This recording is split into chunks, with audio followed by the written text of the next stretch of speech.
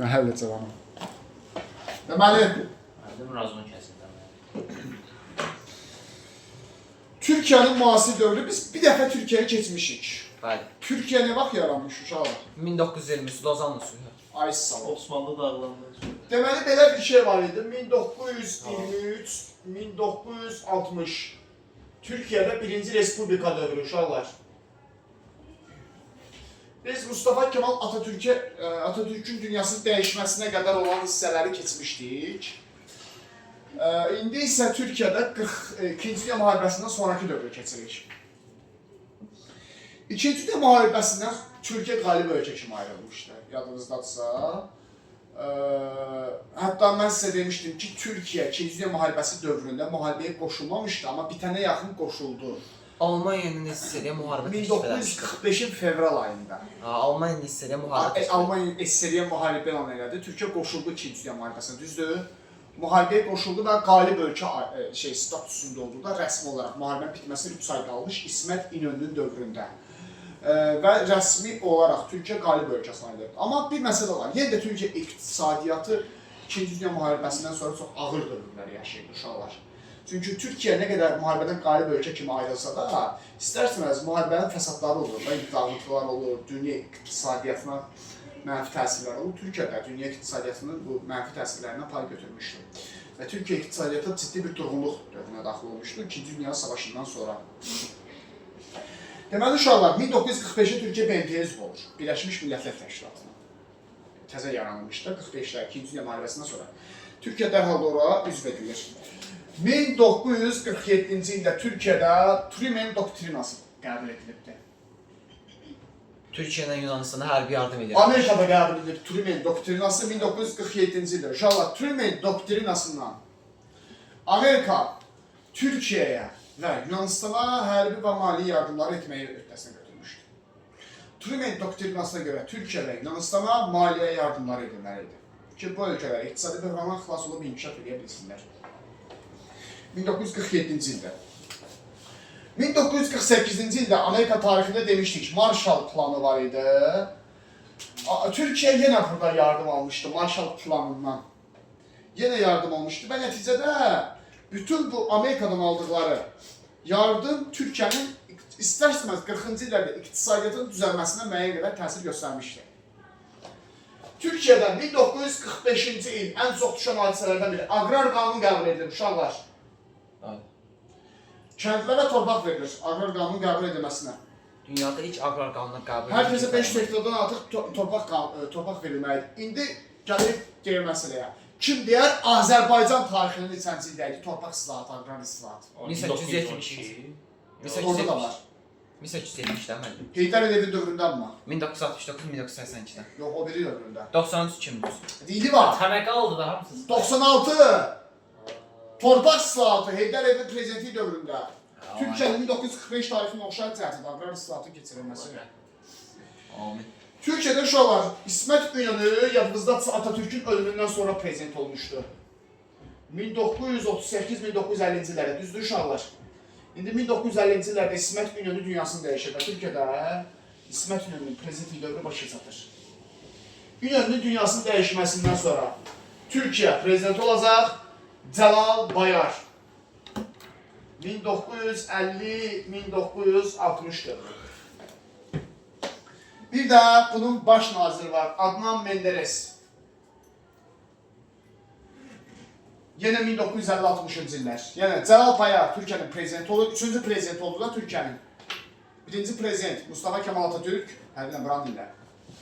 İkinci prezident İsmət İnönü 38-50, 3-cü prezident Cəlal Bayar 1950-60. Baş nazir oldu Adnan Menderes. Bunların dövrü Amerikaya meyillik dövrüdür. Məsələn, Amerikadakı kimi özəlləşdirmə genişlənir. Eyni zamanda Amerika ilə əməkdaşlıq artır və Türkiyənin xarici siyasətində böyük uğurlar var həqiqətən də 1950-ci illərdə. Məsələn, Türkiyə 1952-ci ildə NATO-ya üzv olur, ən böyük uğuru budur. Türkiyə həqiqətən də Cəlal Bayar və Adnan Menderes dövründəki ən böyük uğuru NATO-ya üzv olmaqdır. 1952-ci il bilirsiniz ki, NATO çox mühüm bir hərbi ittifaq sayılır. dünya üçün də, yəni hərbi dövlətin hərbi gücü göstərir NATO-ya üzv olmaq. Türkiyə NATO-ya üzv ola bildi. Sonra Cəlal Bayarov və Adnan Menderes hökuməti biraz avtokratiyaya meyl göstərməyə başlayır. Sərt siyasət eritməyə başlayır. Əsas da 50-ci illərin axırına etibarən. Ona görə də uşaqlar 1960-cı ildə Türkiyədə hərbi çevriliş keçirilir. Ordu çevriliş edir. 1960-cı ildə hərbçilər hökuməti ələ keçirirlər. Və Türkiyədə Cəlal Bayarov və Adnan Menderes hökuməti başa çatır. Cəlal Bayarov ömürlük həbs cəzası alır, Adnan Menderesi edam edirlər. Var idi bu dövrdə. İndi də var desin Türkiyədə. İranda Edam var. cəzası. Edamı yığışdırırlar mən bilirəm. İranda var. İranda var, hə. Uşaqlar, Cəlal Bayarov və Adnan Menderes hökuməti müəyyən xarici siyasətdə müəyyən uğurları var. Əsaslar NATO-ya üzv olmaq 52-ci ildə. Amma axırları elə də yaxşı bitmədi. Hərbi çevrilişlə taxtdan devrildilər. Və Türkiyədə 1-ci Respublikada bitdi. Bu hərbi çevrilişdən sonra. 1-ci Respublikanın vaxtı 23-60. Başa düşdünüz?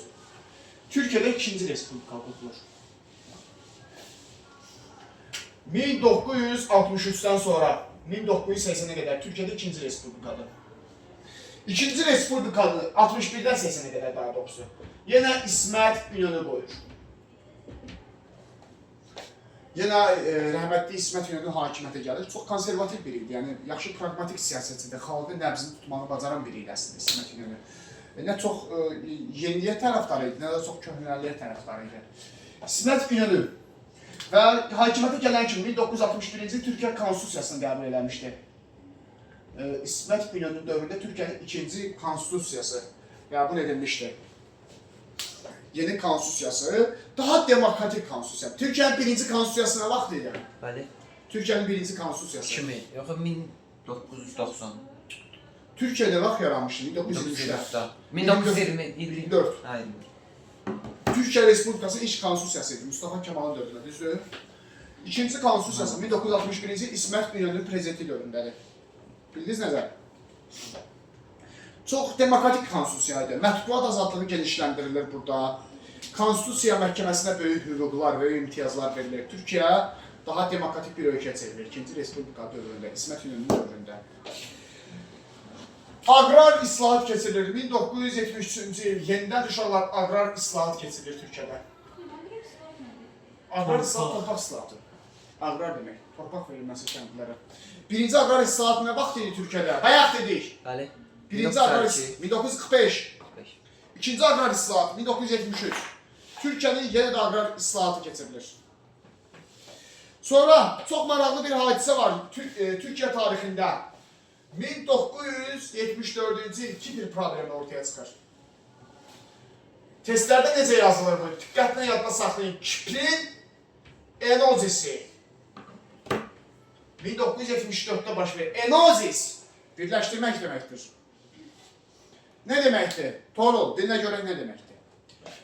Bu Kipr adası bilirsiniz də Türkiyənin solundadır. Osmanlı Birləşdirdi. Hə, sol. Burası onu demirəm. Yəni demək istəyirəm ki, Türkiyə ilə Yunanistan arasında Kipr adası var. Oranın əhalisi əksəriyyəti Yunandır. Bugün özünə də bir 60-70%. Amma orada türklər də yaşayır. 30-40% türk var. Başa düşdünüz? Hə. Kipr özü ayrı bir dövlət olub həmişə. Yunanistan ayrı dövlətdir. Türkiyə ayrı dövlətdir. Aralarında olan Kipr də ayrı dövlətdir. Orada da türk var, Yunan var. Amma həmin vaxtı Yunanistanda bir diktator hakimiyyət olubdur, pis hökumət olubdur. Həmin o Yunanistan hökuməti 1974-cü ildə Kipr adasına ordu yeridir. Kipri işğal etmək istəyir. Və türklərə qarşı orada seçkilik başlayır. Orada yaşayan türklərə qarşı. Türkiyə hökuməti də buna səssiz qalır. Başa düşdünüz? Həmin dövrdə indi bilməm adı yazılır ya yox, yox deyəsən adı. Bülent Ecevit. Çox məşhur Türkiyənin baş naziridir. Kim? Bülent Ecevit. Hə, Bülent Ecevit adı var, hə. Bülent Ecevit, Türkiyənin baş naziri bu hadisəyə susmur. Ne edir? O da ordusuna əmr verir ki, siz də gedin Kipr adasına.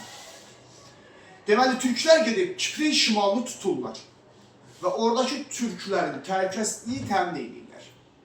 Amma Kiprin cənubu qalır Yunanların əlində. Elə bir Kipr adası iki yerə bölünür. O gündən bu günə qədər də eyni formadadır.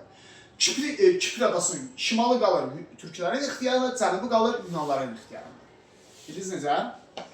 1974-də bu hadisə Kiprin enozisi adlanır. Türkiyədə Kiprin enosisinə qarşı çıxır. Yəni Yunanların onu işğal etməsinə qarşı çıxır. Başa düşdünüz? Və Türkiyə 1983-cü ildə orada özünə bir hökumət yaradır. Buna deyirlər türklər Kuzey Kıbrıs Türk Cumhuriyyəti. Kıbrıs Türk Cumhuriyyəti. Kitabda adı necə yazılır? Hələ kitabda da belə yazılır. Kuzey Kıbrıs Türk Cumhuriyyəti yazılır. Türkçədən yazılır. Yəni Şimali Kipr Respublikası. Kuzey Şimal baxın. Şimali Kipr Respublikası. Nə vaxt yaranır? 1983-də. Türkiyənin işğal etdiyi ərazilərdə.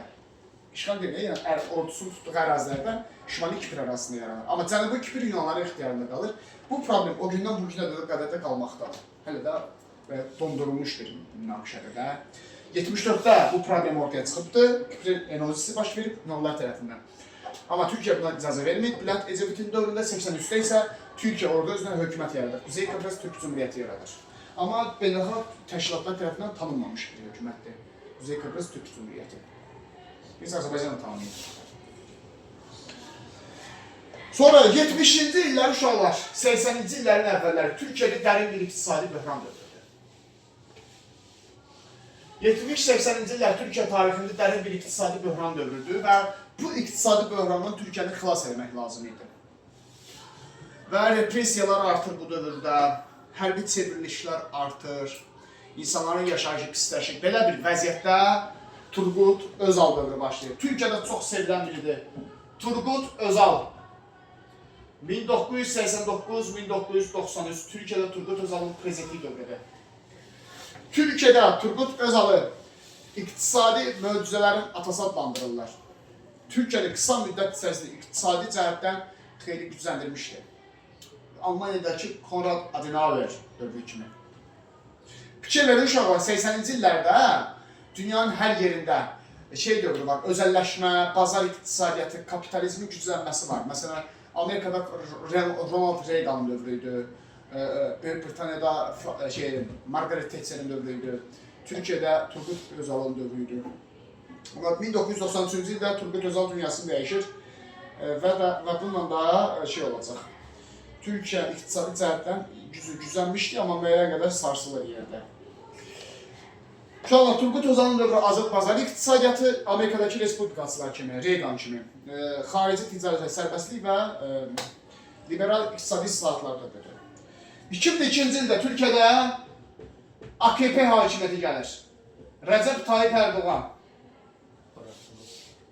Onu da dövrünü götürəcəksiniz. 2002-2026. Yox, 2014-dən bəri, deməli 2014-ə qədər prezident baş nazirlik dövrüdür. 2002-2014 baş nazirlik dövrüdür. Baş nazir kimi ölkənin rəhbəri oldu. Kılıçdaroğlu var burada. Yox, 2014-dən sonra isə bu günə qədər isə prezidentlik dövrüdür. Başa düşdünüz? Bu da o Türkiyənin tarixi. Ayrı-ayrı